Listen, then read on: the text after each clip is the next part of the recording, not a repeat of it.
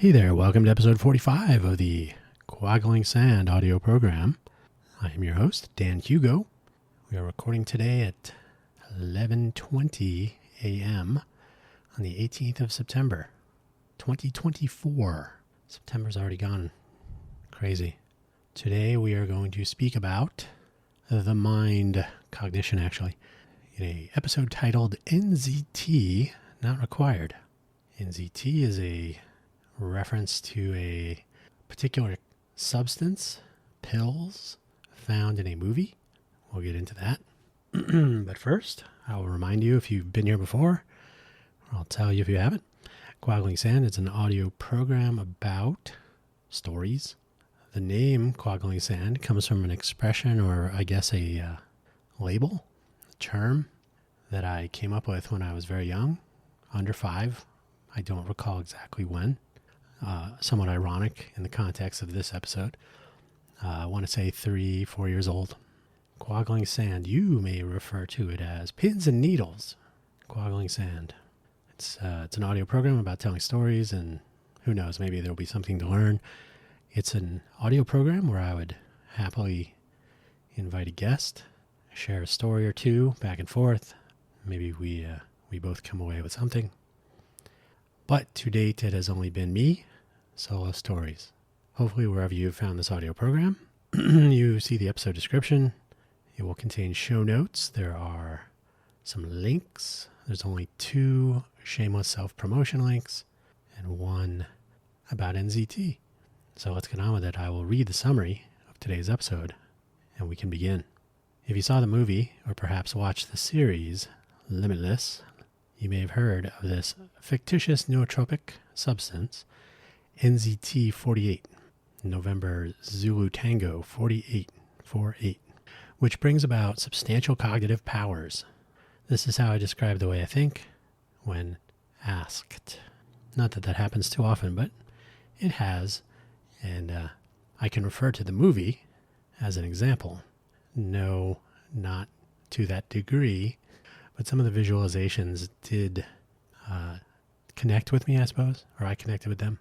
Kind of yes, that's a good way to describe, sort of. The air in Vegas, by the way, is still a little weird, to me anyway. There have been particulates in the air because of fire, soot, ash floating around.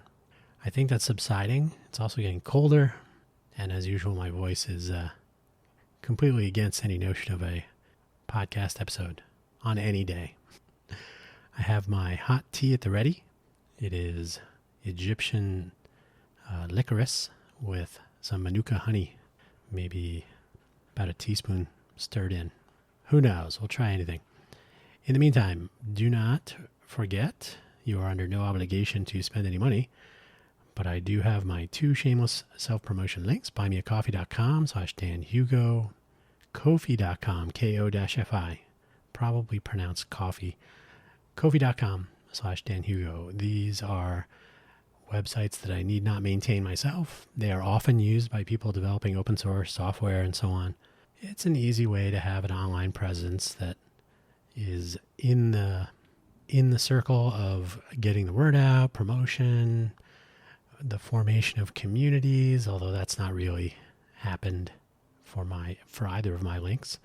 But so I'm sort of soft pedaling it. You don't need to spend any money on either of these, but I do have links to all of my audio programs and so on. If you do want to spend money, a couple of people have. Any proceeds through either of these go towards coffee, which is what powers all of my projects. Although lately, maybe some tea. Let me try some right now. There's a fandom link, fandom.com. So there's a Limitless CBS, so probably focused more on the TV show. But it's a link to the NZT 48 page. If you saw the movie, which I did, I did not watch the television series. NZT 48 is a nootropic designed in a lab somewhere. The star of the movie, Eddie Mora, played by, what's that character's name? I should remember this. I don't really intend to get too much into the movie. I will get into it a tiny bit, but what's his name? Totally spacing on his name. It'll come back later. As I mentioned later, sometimes if I'm not completely keyed in on something, a memory will come back when I stop thinking about it. This is totally normal. I think most people have that. So that applies to me too. The something Bradley, it'll come. Anyway, so it unlocks 100% of your brain power, which is production by a street, which is one of those things. It's kind of a silly notion. We all use a lot of our brain. Maybe not all at the same time. I don't know. It's a fun idea. Nootropics in general are very popular. Your mileage may vary. That's all I got for links. So let's do the movie first. I'm going to look up the guy's name because now I want to know. Now I want to know. I'm going to check IMDb. The place to be. It's going to be annoying because I'll go, oh, of course I know that guy's name. Bradley Cooper. Bradley Cooper. Why would I not know that? Bradley Cooper. So Bradley Cooper obtains these pills, turns his life around, and all kinds of excitement. If you've never seen the movie, I'll stop spoiling it there. But no, I do not have these movie-worthy super cognitive powers, nor the pills portrayed in the form of NZT that impart them. And I have not engaged in any form of competitive brilliance with Robert De Niro, who is also in the movie. So no, not that exciting, not that dramatic, although sort of weird still. The thing that struck me about seeing the movie, though I never watched the series, as I mentioned, was the visual aspect of the main character's cognitive superpowers. So the way they illustrated it for the camera. I've tried a few nootropics over the years. I think lion's mane is a mushroom. There are a couple of different mushrooms, just normal mushrooms, get your mind out of the gutter. Mushrooms that allegedly elevate cognition through various claims. Some have been sort of scientifically proven with a small p. The lion's mane mushroom tract in general, the various mushrooms that fall under that category. Interesting, based on my own experience. There are racetams. Those are a little bit more extreme. They're also nearly impossible to get in the United States anymore. I tried them a long time ago when they were more easily obtained. Nootropic Depot, not a plug, but that's where I tended to go to get stuff online. They long since stopped selling things like this. They're probably more natural nootropic oriented. It's probably just easier to deal with. Racetams had various side effects and various weirdnesses, so probably more trouble than it's worth. There's the usuals, ginkgo biloba, stuff like that. L-theanine, which I do take now and then. L-theanine is calming. It's a substance found in tea, so it's sort of the opposite of caffeine. If you're going to drink a lot of coffee, you can take some L-theanine. You won't get the the speedy effects of having a lot of caffeine, but it's generally calming. Ginkgo biloba, I've been trying that lately. It's super cheap, no trouble to obtain. Just put about 200 milligrams in my coffee in the morning, and I'm still here. Now it's hard to judge, so it's more of a over long term, just a feeling. Like, oh yeah, I do feel a little bit more aware, a little bit better recollection. Not that that's always been a problem, but it's really things like trying to remember Bradley Cooper. Why did I not come up with that? That's a good question. These sorts of things, like the ginkgo and the L-theanine, and it's like taking a multivitamin, and doesn't hurt. Super cheap. I even have real wasabi. That's supposed to improve memory also.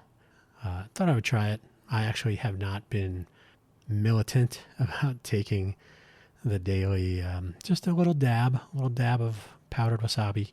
It's really good. Like real wasabi tastes really good. It's almost like bright when you get a wasabi ball at some hole in the wall sushi restaurant. Probably horseradish, mustard, a little green coloring. So it's not the legit deal. So real wasabi, it's a little bit more expensive, not prohibitive. And the positive effects on memory are supposed to be based on even the smallest amount ingested on a regular basis. So I should be more focused on that. If only I could remember to take it. My own cognition has been around since before all of this, though. I didn't take a weird pill from an ex-brother-in-law, as is portrayed in the movie. So hopefully it will remain for a good long time, regardless of nootropics or otherwise. So what do I have? I have a pretty good memory, ironically. No, generally speaking, and there are some caveats because I wasn't really thinking about Bradley Cooper. It's the way it is. I have been told that I creep people out sometimes with the level of detail I recall about first meeting them, which may have been some time ago. That's one example. Not too often, but every once in a while, if someone says, have we met before? I'll say, yes, it was at this event, this location. It was about this long ago. And they're like, oh, so maybe that's too much. Yeah, I think we did. Might be a better answer. I'm pretty good at recalling when things happen, people, names, facts in general. And if I'm actually proactively researching something, I tend to assemble a mental model pretty quickly. This is basically semantic memory, although, as I will detail later, but I'll say I've learned over the years that I don't really need to remember and hold on to everything, so I don't become a little bit lazy, mentally lazy, if that's even possible. But I don't proactively retain information. By the way, a little trick that I've learned about myself over the years, if I am introduced to one person, two people, or if I meet someone new, right, in any setting whatsoever, if I am told their name, even by them, even if the person says, hi, my name is what? My name is what? No, I'm kidding. If they say my name is Jane Doe, and I don't say, hello, Jane Doe, if I don't say the name back, or if I don't say the name out loud to lock it in, I will forget it within moments. If I do say it, though, I will hang on to it for maybe even longer than I need to. So that may be like an escape hatch or something. Like, oh, if you didn't say the name, you probably don't need it. We won't clutter up the storage space with that. So I don't know. I can't explain that, but that is like 99.9% accurate. So I got to say a name to recall it.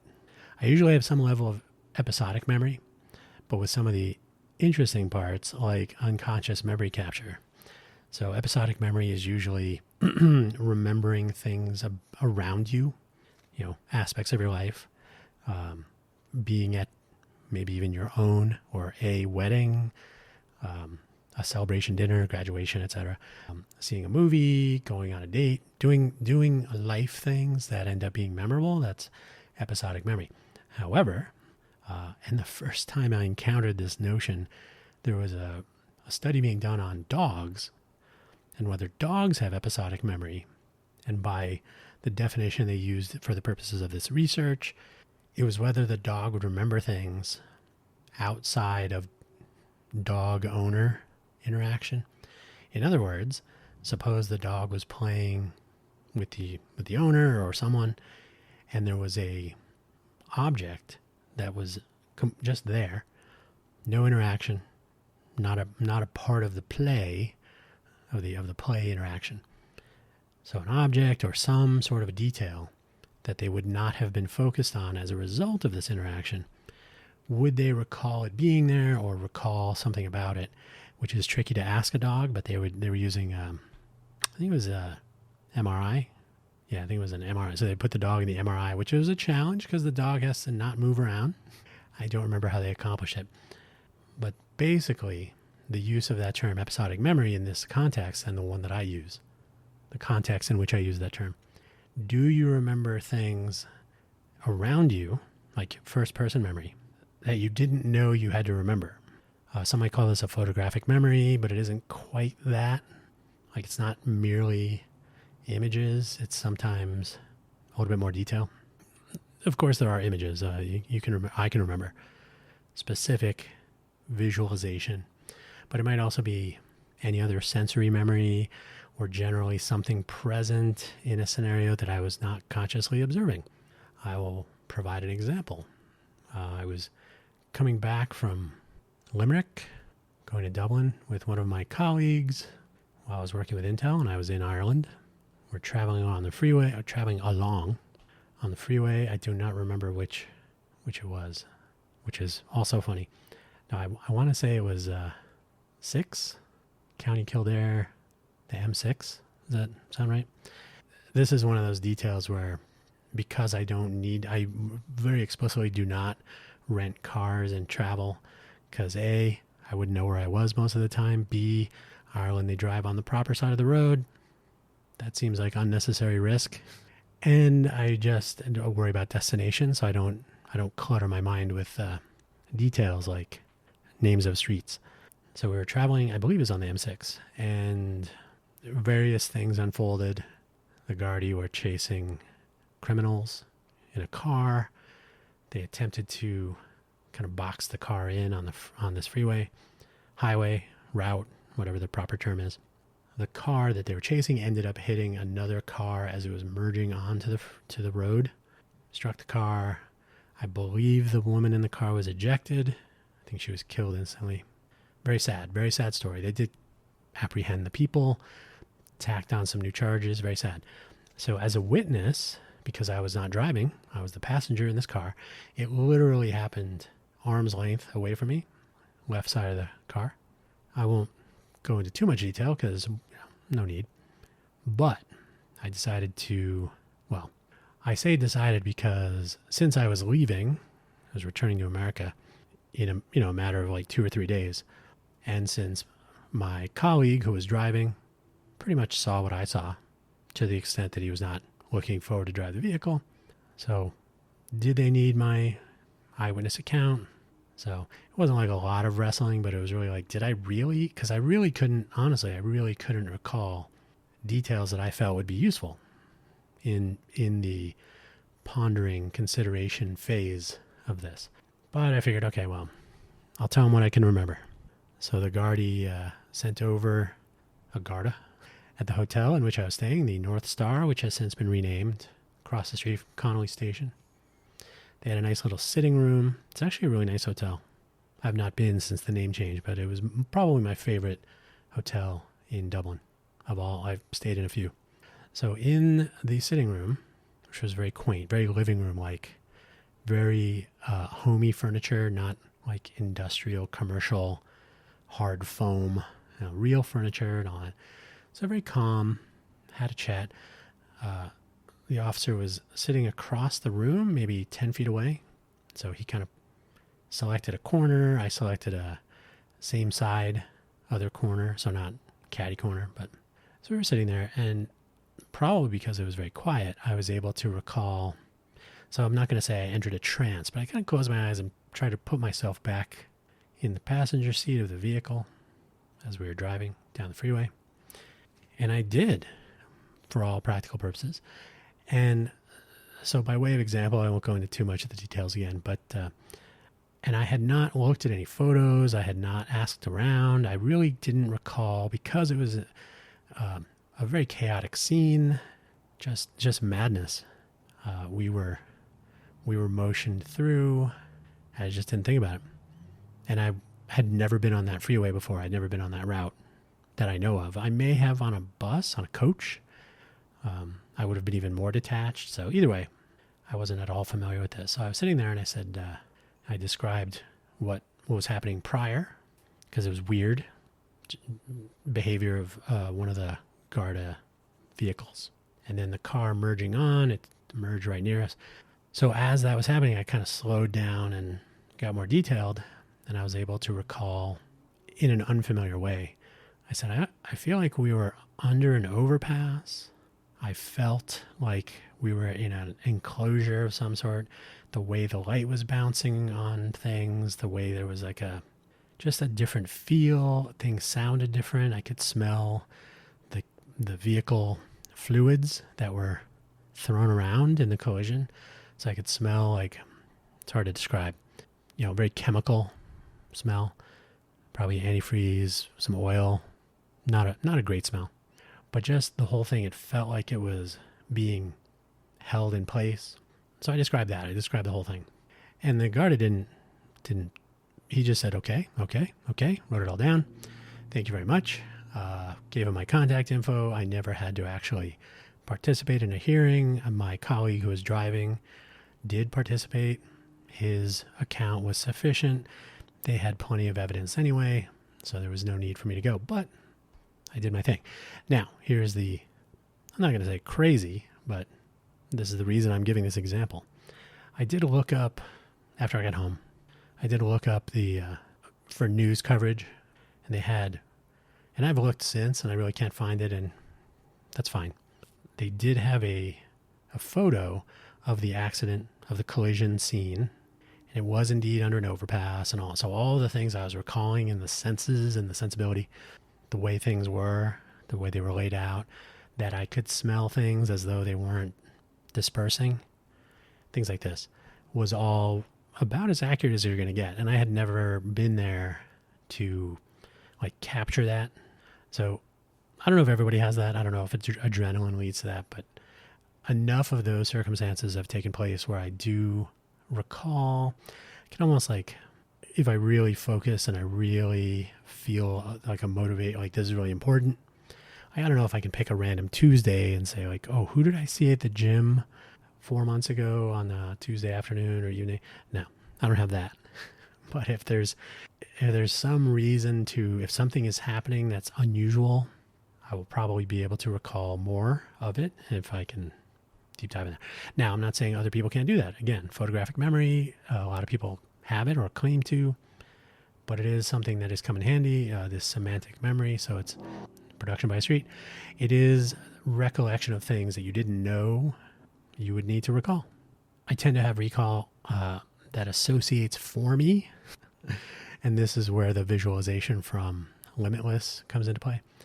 So there's a scene, there are several, but I think the one telling is when he has to explain to his landlord's wife about circumstances, and various memories are popping up, almost like pop-up ads on a web browser.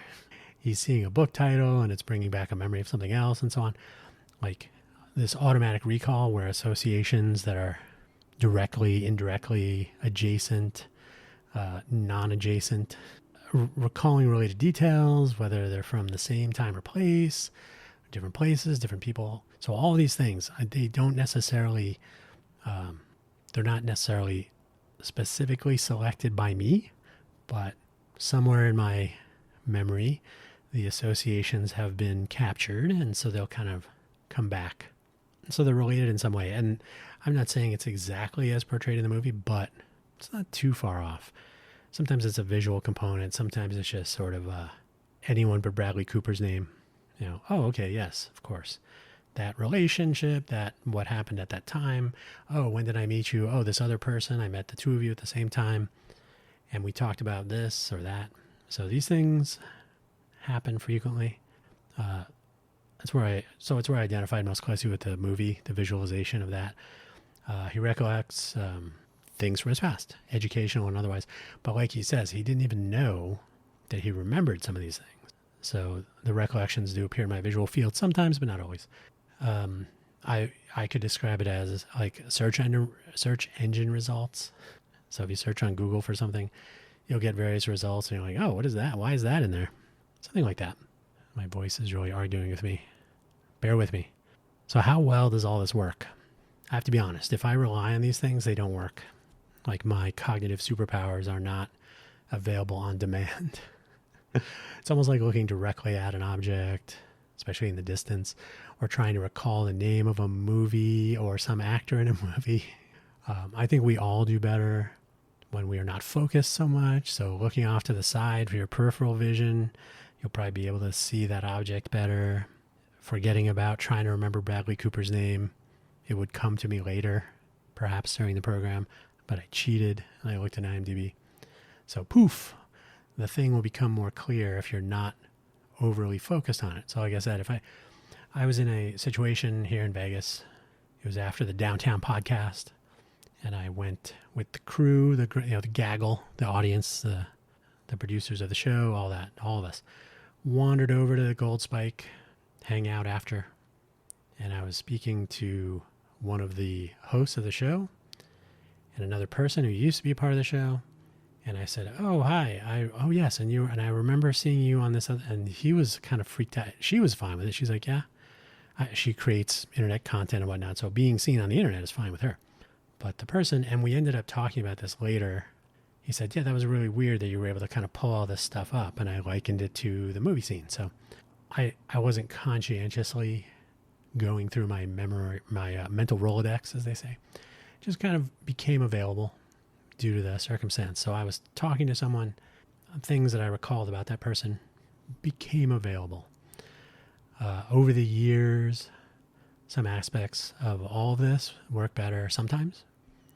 I don't really control it, but I do know that my lateral thinking skills have improved over time. So sometimes the lateral thinking process will benefit from these sort of automatic associations from previous semantic and episodic memories. So that works out well. So the automatic recollection, sort of a little bit of a backup or a co-pilot. I don't know that this is unusual. To learn from our past experiences is pretty normal, I think. But anecdotally, I can apply these almost without thinking. So I think that's probably unusual. Lateral thinking as a reflex, perhaps. I have become more selective with some things, especially the semantic memories. I no longer recall names so quickly. Yeah.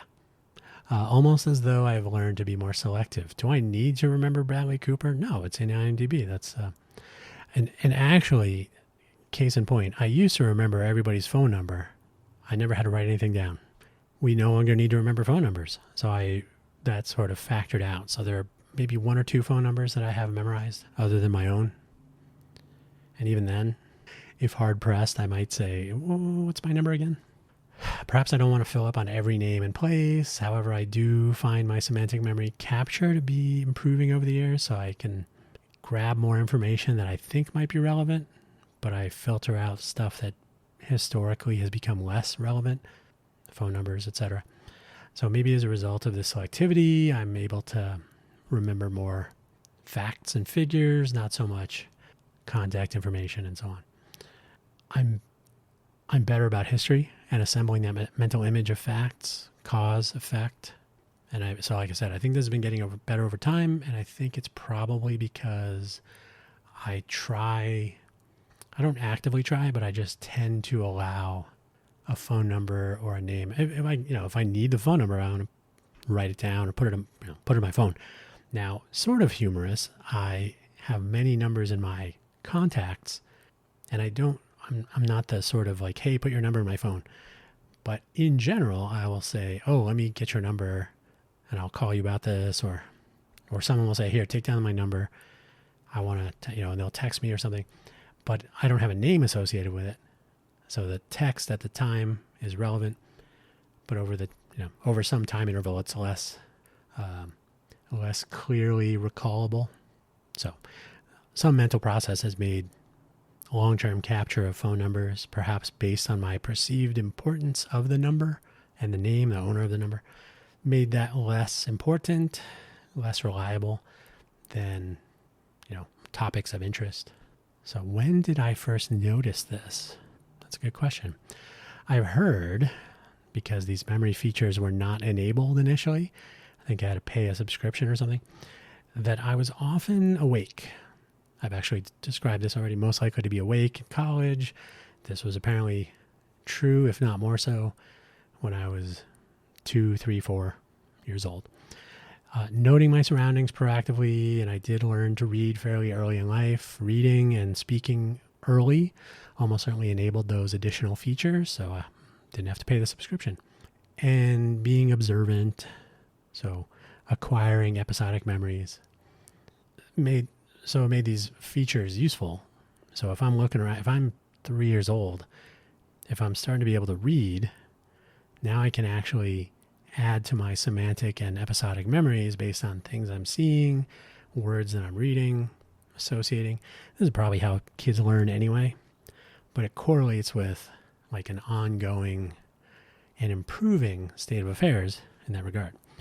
I've become more selective, like I said. So I think I think it's a combination of practice, selectivity, and technology. So practice, of course, over the years, you just learn, oh, yes, I will remember that. That one I probably won't. I should bookmark that for later. The selectivity, the filter plays a big role in that. I probably won't need to remember that. And then the technology. There was Bluetooth beacon technology. There was a experimental device called the Ephemerid from Compaq Digital Equipment Corporation. Compaq, makers of the iPac. So their predecessor was this little ARM-based doohickey that would gather data wirelessly in your travels, and you could recall it later, like all of the things that you encountered. So it was basically picking up data. So there are technologies that make some aspects of acquiring, capturing, retaining, analyzing, cataloging semantic and episodic memories sort of moot. The pocket camera that everybody has in their phone, or is it a pocket phone that everybody has in their camera, has had some impact on this. I usually found that I didn't like relying on photographs. So most memories, if I look at a photograph, it will prompt the context, which is useful. But yeah, so I was very young, learned how to read, which was useful. To be able to read at an early age is, I highly recommend it. I have often been the bored kid, more when I was a kid, but still today, I'll claim that. Though the standard American education is not really geared for challenging the bored kids. So that's the way it is. I was pretty good at picking up on the bits in the classroom. Classroom setting was always a little bit tame. So early on, I was able to grab this stuff. I already knew how to read, so that caused some problems with my kindergarten and first grade teacher, same person. Though I have often found that boredom will interfere with all of this, especially later in life. The value of boredom to the capture part. Now, boredom is good for action. Like, I got nothing better to do. I may as well finish that project or start the other project. So being bored, not a bad thing. But when it comes to reading long passages, when it comes to, I'll tell you, fun fact, the reason that my verbal SAT score, the verbal was always lower than the math, and the SAT is dumb anyway, but my verbal score was always lower because, don't tell anybody, I didn't read I just didn't want to deal with reading the passages and doing all this stuff.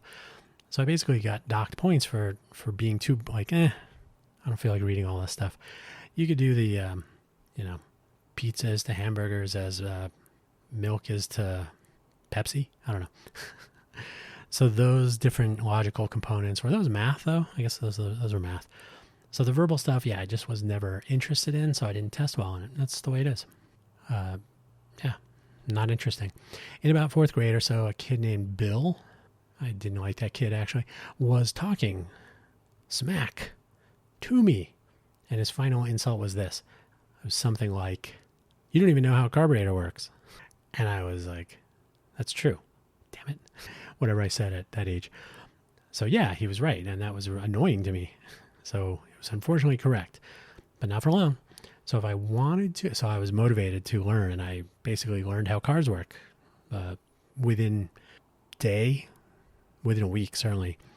I basically virtually tore down cars. So general understanding of an internal combustion engine, pretty straightforward when you put your mind to it. So yeah, so that kid pushed the right button or buttons. And I said, I'm going to go learn how a carburetor works, among other components of a vehicle. If I wanted to learn about something, how it worked, why it worked, I did. And I still do. Relatively easily, which has come in handy in a lot of ways. I've already talked about libraries. Meet me at the library, a previous episode of this very audio program. I've made pretty substantial use of libraries through the years. So what are the trade-offs? Like what do I not have? I'm not aesthetic, and I lack any real artistic abilities. I can recall things. There's no way I could draw them. I can't really represent or render what I'm seeing, what I'm recalling. I'm not really good at describing. Like if I had to tell a sketch artist what somebody looked like, forget it. I don't have that. I don't recognize, I mean, I have an image of a face, but I don't capture it in such a way as I could really describe it. That itself is hard to describe. It'd be more likely that I could build up an image of a face with Mr. Potato Head parts. If you don't know what that is, maybe I'll never know. Similarly, I can construct a visual design from clip art or similar. Whenever I design a logo, I try to pick a font face and an effect. But if somebody said, no, do it freehand, I'd be like, circle, star, wavy line, square. Circle, star, wavy line, square. What's the fifth one? Circle, star, triangle? Yeah, triangle. Yeah. So I just don't have that ability to transform what's in my head to paper or any other medium. I'm just not good at it. Boredom or loss of focus really kills me. So as I was describing, but even more so, lack of sleep. So basically boredom, lack of interest, lack of sleep, these in any combination or in any large enough amount of one of them just completely attacks my focus and my, so boredom and loss of focus. So loss of focus due to tedium. So it could be boredom or it could be tedium. So I would say the SAT verbal section was tedious. But either way, so I don't have the focus, and then I stop capturing so much, and my recollection becomes less likely to recall. Bradley Cooper. It's ironic, perhaps, as I tend to require little sleep most of the time. I think I've talked about this as well. But especially as time passes, and I'm getting older, there are times now and then when a sleep reboot is essential. So I can go quite a while with a weird nocturnal, skip a day, all-nighter. So none of these things are particularly problematic, although they will stack up pretty quickly. So I can do one good I used to be able to do all-nighters without drinking coffee or any other assistance. That's not quite as true anymore, but I can't explain why exactly. I think I can if the timing is right. Like when I used to do hackathons, which was, it was a while ago. But when I would go to these hackathons as part of my work with Intel, I would stay up all night with everybody. And so that was kind of built into my schedule. So if I have some momentum around that all-nighter schedule, but I do have to reclaim some of that brain reordering that takes place when we're sleeping. So sleeping is a complex but essential process. You can't put it off forever. I do usually become refreshed, kind of return to normal once I catch up on some sleep. So the sleep reboot. There you go. Deep dive reading and listening to lengthy lecture presentations about things that do not interest me will get bookmarked for later. So a YouTube video that looks interesting, 3 hours, maybe later. But if I do find myself interesting, I will either find that bookmark or however I've saved it, or I'll remember. And this sort of a variation on this theme. I'm able to recall like stand-up comedian performances on Late Night with David Letterman sometimes that seem appropriate. So I'll dig something up that one of my favorites is Paul Reiser doing the guy. They said it. Well, how do you know they're right? Well, the guy told me. So that's really appropriate for talking about vaccination. So that was a good bit on David Letterman. So the fact that I remembered that it was there, knew what to look for, etc. Not magic, but so some of the stuff that I store away for later, I'll either bookmark it physically in the outside world, or I'll remember a reference to it, and then I'll kind of track it down. And then the really bad one is I procrastinate a lot. I wouldn't say it's lazy per se. It's mostly, I tend to map out the subtasks. So it's like, I need to develop a thing, software, computer. I need to build a thing. I need to install something. I need to, whatever. I need to do some sort of household, like plumbing or whatever. If I, whatever it is, I kind of map out what I need to do. And I'm like, this part is maybe lazy. Like, that's just a lot of steps. And then I talk myself out of it. I kind of convince myself like, it's going to take a long time.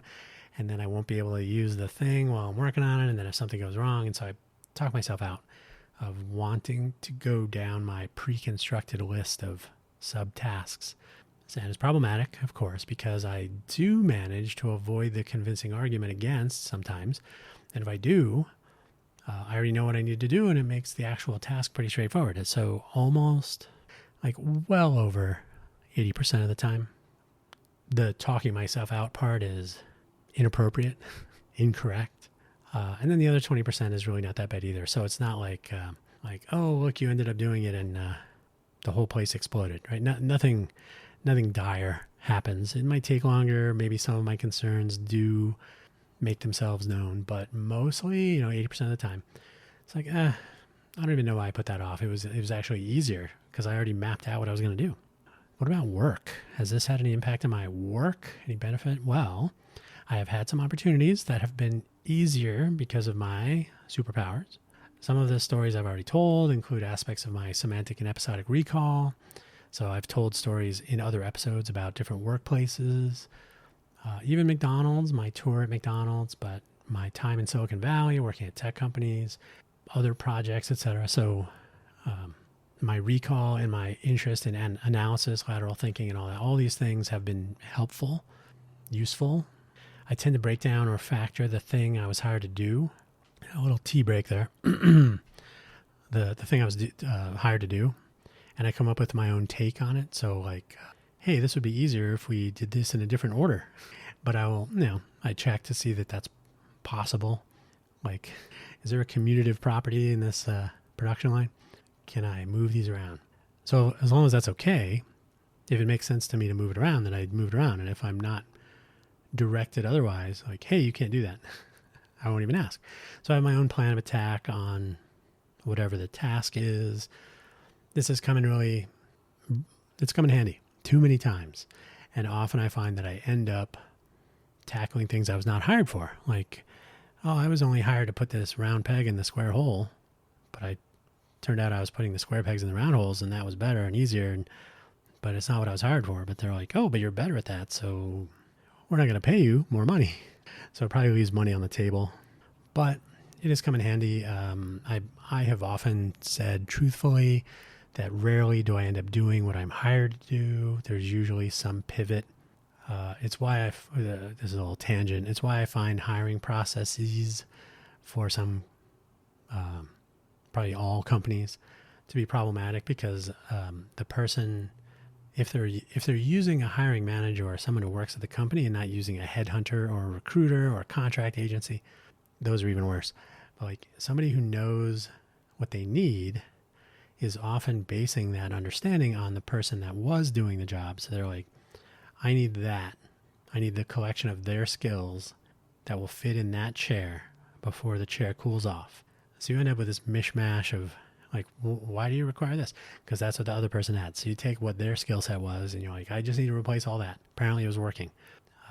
Headhunters are worse because they'll look for skills that kind of match this silly concoction.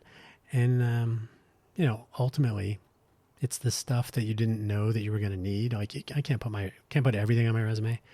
My curriculum vitae would be even longer than it is. And I do have all of my within like, I think there's probably like 3 or 4 that I didn't put on there just because they weren't worth it. They didn't add anything. But there's a subtle sort of contribution to all of this from all the various jobs that are on there.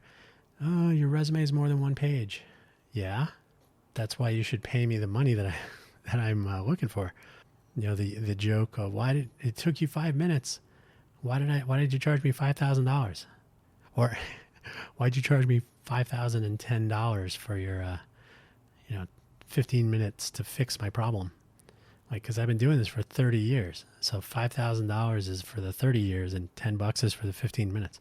The joke is something like that. But yeah, people don't often appreciate the background, the experience. How did you come to know these things? And then how did you learn how to apply them?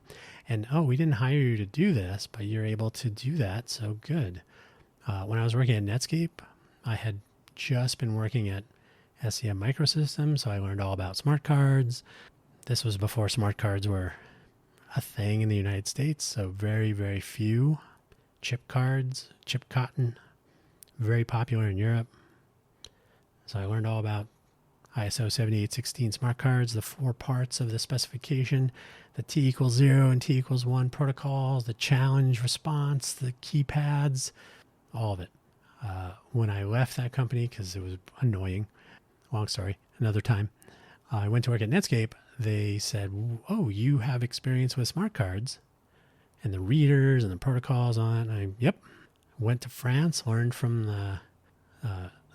the person that worked for SAM Microsystems, but he had worked at Gem Plus, and Schlumberger was like right across the street or something. And so there was all kinds of smart cardery going on. So I picked up on all that. So Netscape was like, oh yeah, we want you to do that. Never pursued anything with smart cards. So I pivoted to do SMIME and RSA features for basic auth, some other stuff. So yeah, the ability to pivot is what people should be hiring on, because who knows? Who knows what you're going to need tomorrow? So that's been a real benefit in my work history until more recently, because who wants an old person who knows all this stuff? We can get a young person who doesn't know anything, and we can tell them what to do. So I break things down, factor them. My procrastination skills make me want to map out the tasks. When I worked at Palm, I once said, I would like to work less. And someone tried to get me in trouble and told a manager, like, Dan's complaining about working. I said, yeah, I've worked 30 days in a row, no weekends or nothing. I've been here for 12, 15-hour days, 30 days in a row. I would like to work 8 hours a day. So stink eye on that person. But yeah, I'm all like, can I automate this? Can I factor it into tasks that we can make simpler? So I tend to do that a lot. And that is easier when you can recall relevant background, historical experiences, knowledge. I feel like I've done this before. So, and then, lateral thinking factors into this. So all this stuff kind of comes in handy usually, although I've really found more recently that entrepreneurial endeavors where you don't have to try to convince someone, which I'll get into in a moment, but hey, here's why this makes sense. Oh, I don't understand. Heavy sigh. So, okay, we're coming up on the end. 2 more sections. The final one is really easy. The real negatives, though. This is all well and good that I can do all this stuff, and I pivot and I factor and I'm lateral thinking and concocting shortcuts and making processes work better sometimes. I have a diverse background, a diverse academic background. Usually can fit different things together. Like, oh, I bet you didn't know this tab A could fit in slot Z.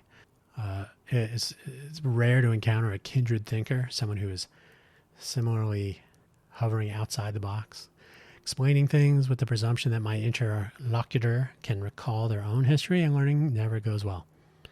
I usually get a blank stare, or worse, I'm often discounted by those who do not appreciate lateral thinking. Creative application of real and relevant experience. You can't know all that stuff. I don't believe you. Perhaps because they do not believe me, they shake their head. That can be annoying.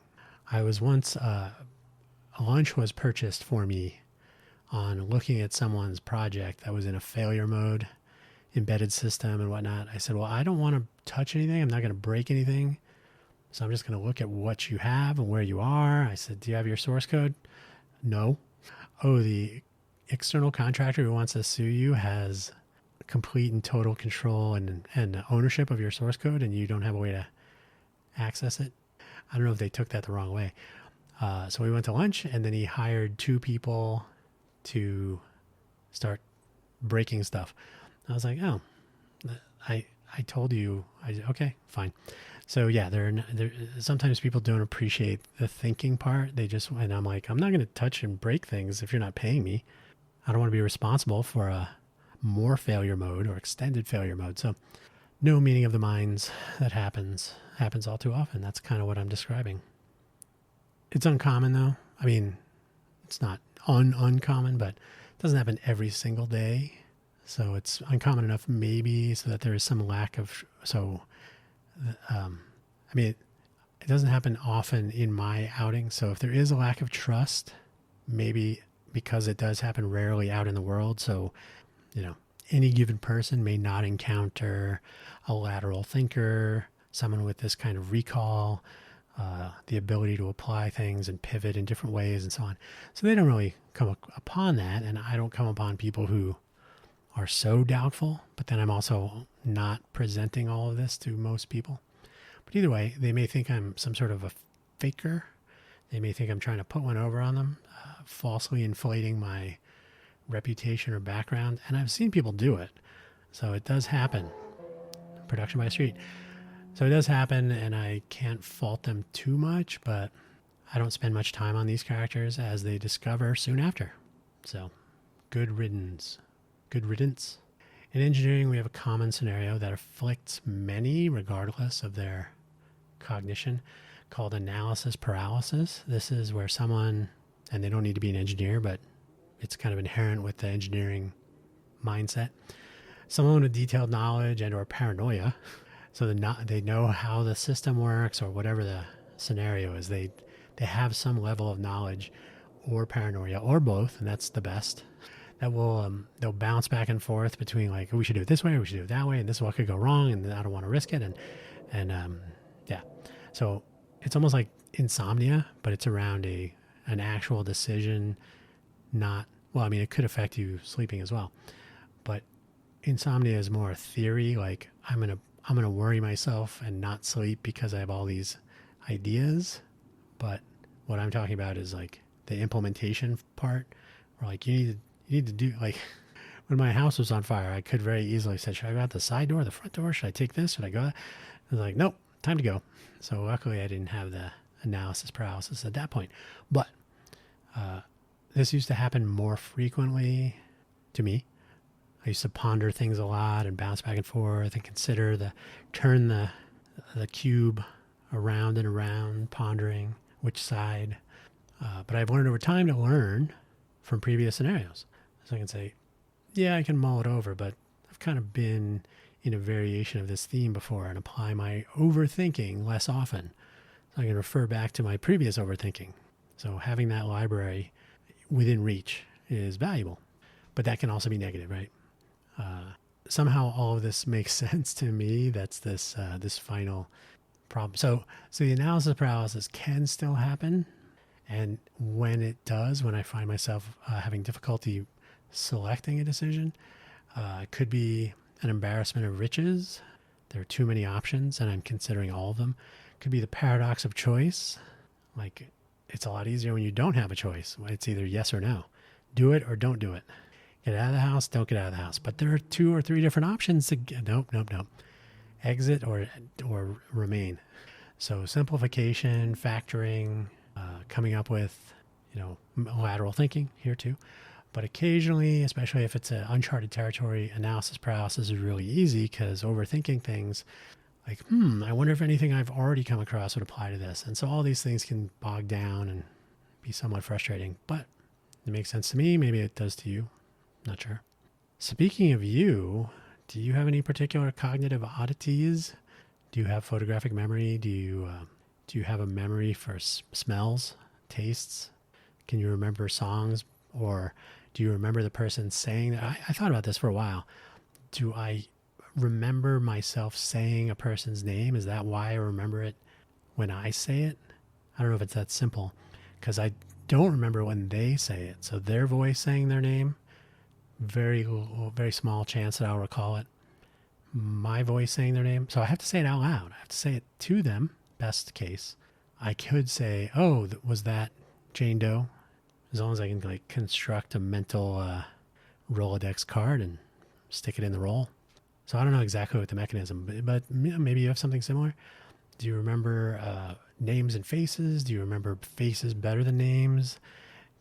For myself, I tend to remember a name and a face, and this is a bartender trick, if you can remember a face, try to remember the thing you were talking about last time you saw them.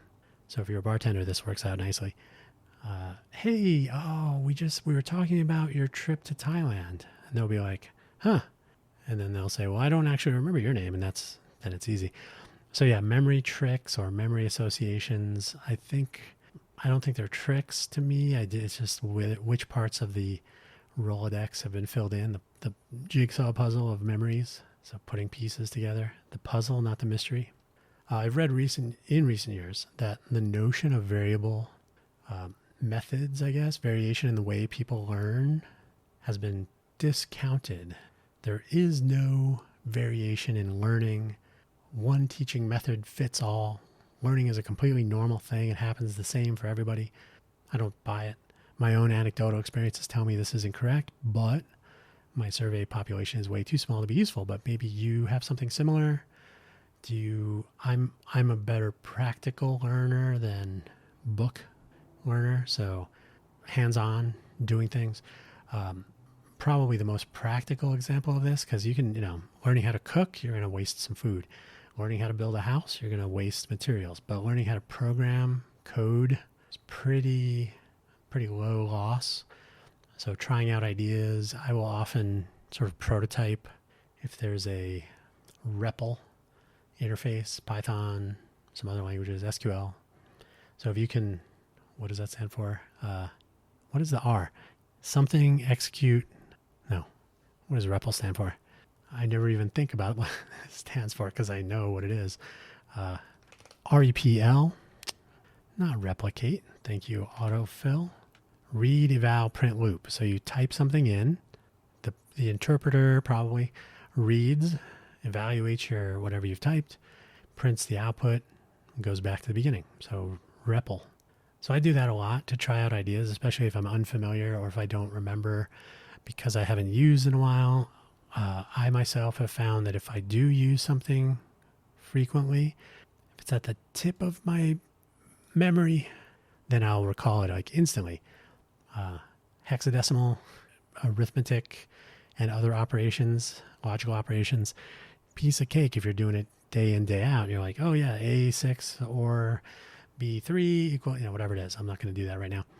But if you're not doing it every day, it kind of slips away back in the back burner section.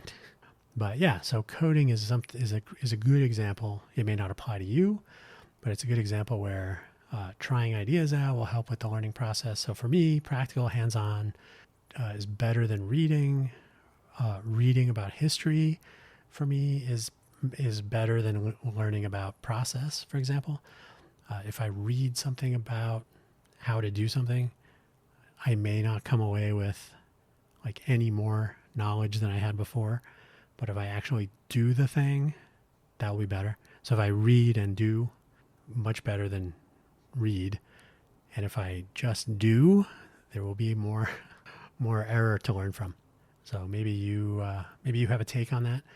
I don't have enough survey sample. Like I said, the sample size of 1 may as well be 0. Do you know anyone who seems, and the word lately is, they seem divergent? Neurodivergent, I think, has something of a negative connotation, but it doesn't need to be. There are people who have they're on the spectrum, for example. So there are different things. I have been told that I am unusual. It has been said to me, a lot of the engineers, someone will visit the engineering department, they'll interact. So a lot of the engineers I talk to, they don't look you in the eye, they don't interact with you like a normal person. They don't communicate well. They're kind of better at typing than talking. So I don't think that's been a situation for me. But if you know someone who is, so not yourself, but someone else who has cognitive superpowers or some variation in the ways that they learn, the way that they analyze, and so on, the way that maybe they have a ridiculous memory. Now, there are some that have ridiculous recall, and it may be rote memory or, like a semantic recall, or it may be calculation, like, which day was June 21st, 1971. And they'll be like, it was a Thursday. I don't know if it was Thursday. I just made that up. But some people can just tell you. So sometimes that's called a savant. But either way, how does the ability that you observe, how does it inform you? What do you notice about what they do, how they do it? Do they help you? Does it help? Does this particular skill or skill set help you in some way? Are you like, kind of jealous. I wish I could calculate days of the week. Can you learn anything from them? Can you learn, I'd be curious to know if some of what I have picked up over the years is innate, or if I literally picked it up over the years, if it's a result of a collection of accidents, like learning to read very early, taking a proactive interest in seeking out and tackling things that I don't understand so I can understand them more, being intrigued by things I don't understand, that motivates me to change that, being challenged by the likes of that kid Bill.